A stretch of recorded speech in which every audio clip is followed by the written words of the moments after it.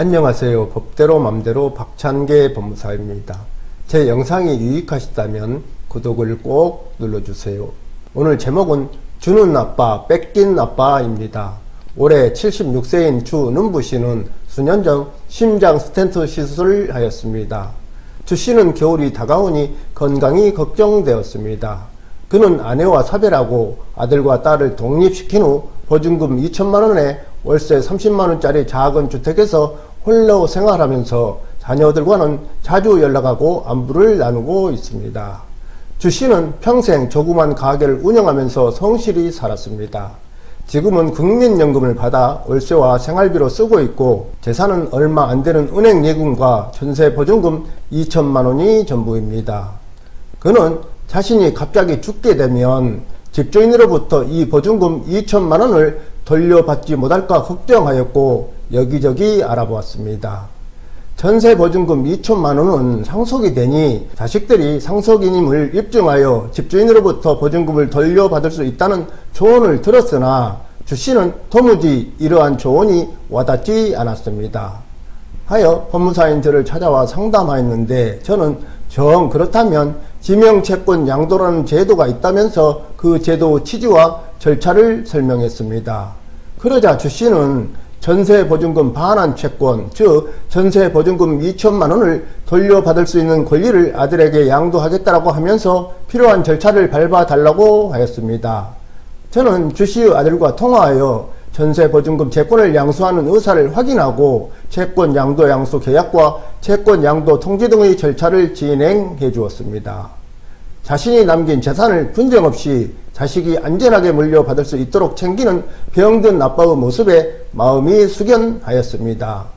참고로 지명채권의 양도는 양도인이 채무자에게 통지하거나 채무자가 승낙하지 아니하면 채무자 기타 제3자에게 대항하지 못하고 채권 양도 통지나 승낙은 확정일자 있는 증서에 의하지 아니하면 채무자 이외의 제3자에게 대항하지 못합니다. 이에 따라 주는부 씨는 전세보증금 반환 채권을 아들 주 양수에게 양도하였다는 사실을 본인 이름으로 그리고 이를 내용증명으로 임대인에게 통지하였습니다. 다른 사례입니다. 피야김 씨는 92세로 5살 아래인 그 아내는 현재 요양병원에 입원해 있고 자녀로는 68세의 딸이 하나 있습니다. 피 씨는 최근 아내의 안부와 건강 상태 등 여러 가지가 궁금하여 아내가 입원해 있는 요양병원에 면회를 신청하였습니다. 그런데 병원에서는 딸의 동의가 없으면 절대 면회가 허용되지 않는다고 하면서 피 씨의 면회를 거부했습니다. 화가 난 피 씨는 배우자의 면회가 거부되는 것이 말이 되느냐며 행패를 부렸고 경찰이 출동하는 등 이러한 일이 여러 번 반복되었습니다. 피 씨는 이러한 상황에서 아내를 면회할 방법이 없겠느냐며 저를 찾아와 상담을 하였습니다. 저는 그동안의 상담 경험으로 보아 이것은 분명히 재산과 관련된 문제라고 생각하고 피 씨에게 재산 상황에 대해 설명해 달라고 하였습니다.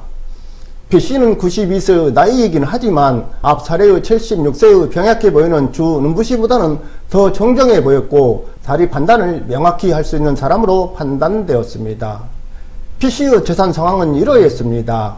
피 씨는 건설업에 종사하면서 재산을 모아 10억 원 상당의 아파트와 15억 원 상당의 상가 건물을 가지고 있었습니다. 2년여 전쯤 피 씨는 자신의 나이가 90세가 되었고 평생을 함께해오고 부쩍 건강 상태가 안 좋아진 안타까운 아내와 이제 65세를 넘어 늙어가는 딸에게 재산을 증여하기로 결심했습니다. 이러한 결심을 하기까지는 아내와 딸의 지칠 줄 모르는 졸라됨 때문이었습니다. 깐깐하고 재산 지키기에는 한치의 빈틈이 없는 피 씨이지만 건설업을 하면서 여자 문제로 아내와 딸의 속을 너무 자주 썩힌 게 화근이었습니다. 하여 10억 원 상당의 아파트는 지분 2분의 1을 아내에게 증여하여 피 씨 자신과 공동 명의로 하고 15억 원 상당의 상가 건물은 거기에서 나오는 월세 300만 원을 딸이 매달 피 씨의 통장에 입금하는 조건으로 딸에게 증여하였습니다. 그 후 최근 6개월 전에 아내는 건강이 더욱 악화되어 요양병원에 입원하게 되었는데 입원 절차와 병원비 지급은 딸이 알아서 하였고 피 씨는 일체 관여하지 않았습니다. 그때부터 매달 PC 계좌로 입금되기로 한 월세 300만원은 입금되지 않았습니다. 돈이 입금되지 않자 PC가 딸에게 물었더니 그 돈은 엄마의 병원비로 쓸 것이니 앞으로 돈 받을 생각은 하지 말라는 짜증스러운 대답이 있었을 뿐입니다. 생활비에 쪼들리게 된 PC는 생활비 조달을 위해 자신과 아내의 공동 명의로 된 10억원 상당의 아파트를 담보로 잡히고 주택연금 대출을 신청하고자 하였습니다. 은행에서는 부부 공동 명의로 되어 있기 때문에 주택연금 대출을 받으려면 부부 두 사람 모두의 자서가 있어야 하고 인감증명서가 필요하다고 하였습니다.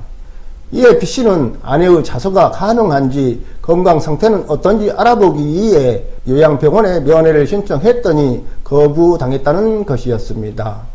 저는 B씨에게 물었습니다.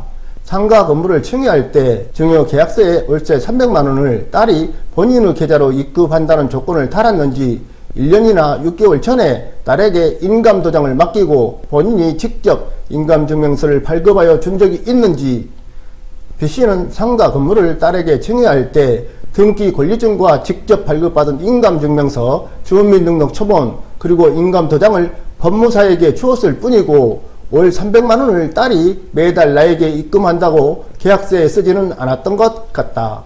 1년 전쯤인가 딸이 인감증명서를 발급해달라고 해서 발급해주고 인감도장을 준 적이 있다라고 말하였습니다. 저는 부담부 증여계약을 하지 않아서 딸이 300만원을 매월 입금하지 않아도 계약을 해지할 수 없기 때문에 도와줄 방법이 없다. 1년 전쯤 딸에게 인감도장을 주고 인감증명서를 발급해 주었다면 이때 딸이 자신을 어머니의 성년 후견인을 신청하여 후견인이 된 것 같다. 왜냐하면 가족의 후견인이 되고자 할 경우 다른 가족의 인감도장이 날인된 동의서와 인감증명서가 첨부되어야 하기 때문이다. 그렇다면 성년 후견인으로서 어머니의 법정 대리인이 된 딸의 동의가 없는 한 병원 면회도 할 수 없다고 설명하였습니다. 아버지와 딸이 깊게 척이진 상태가 아닌가 합니다. 오죽했으면 주택연금 대출마저도 못 받게 막는 것일까요? 피약임씨는 어쩌다 뺏긴 아빠가 되어야 하는지 가수 남진이 부른 미워도 다시 한 번이 떠오릅니다. 참고로 증여계약이 문서로 작성되지 않았을 경우 증여계약을 해제할 수 있고, 증여자에게 부양할 의무가 있는 배우자나 직계혈족이 증여를 받은 후 부양을 하지 않을 경우 증여 후 6개월 이내에는 증여계약을 해제할 수 있습니다. 그러나 이 두 가지 경우에도 이미 등기가 이루어진 뒤에는 6월 이내라도 증여계약을 해제할 수 없습니다. 한편 배우자나 직계혈족에게 증여를 하면서 평생 잘 모시겠다 또는 매월 얼마를 지급하겠다는 등의 조건을 증여계약서에 명시하였는데 증여받은 자가 나중에 이를 이행하지 않을 경우 증여자는 언제나 증여계약을 해제할 수 있다는 점을 꼭 명심하고 또 명심해야 할 것입니다. 오늘은 여기까지입니다. 감사합니다.